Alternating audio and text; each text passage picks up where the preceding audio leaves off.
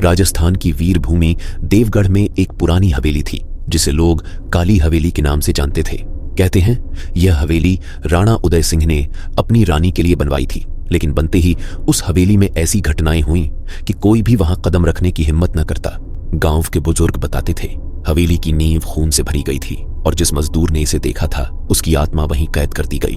सालों बाद गांव में अकाल पड़ा, फसलें सूख गईं, कुएं खाली हो गए। गांव वालों का विश्वास था कि इस सब का कारण हवेली में बंद आत्मा का पुराना श्राप है, लेकिन कुछ लोग इसे अंधविश्वास मानते थे। युवक वीर और उसका दोस्त करण सच्चाई जानने के लिए रात को हवेली में गए। जैसे ही वे अंदर पहुंचे, ठंडी हवाएं चलने लगीं।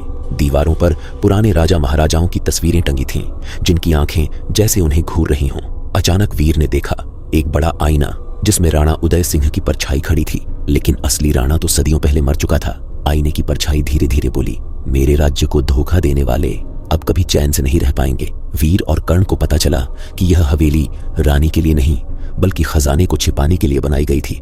महाराजा ने अपने सिपाहियों को मारकर उनका खून नींव में डलवाया ताकि उनकी आत्माएं खजाने की रखवाली करें। यानी हवेली पर असल में खून का सौदा हुआ था। दोनों जैसे ही तहखाने में पहुंचे, चारों तरफ से जंजीरों की आवाज आने लगी, कंकालों की परछाइयां नाचने लगी। कर्ण चिल्लाया, यहां से निकल चलो वरना आत्माएं हमें जिंदा नहीं छोड़ेंगी।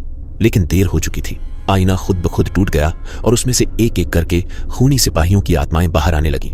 गांव वाले अगले दिन जब हवेली पहुंचे तो वीर और कर्ण कहीं नहीं मिले, लेकिन हवेली की दीवार पर उनका खून से लिखा वाक्य चमक रहा था, यहाँ मौत ही सच है, हवेली से कोई वापस नहीं जा सकता। आज भी रात को जब हवेली के पास कोई जाता है तो वहां से सिपाहियों की तलवारों की आवाज और वीर कर्ण की चीखें सुनाई देती हैं।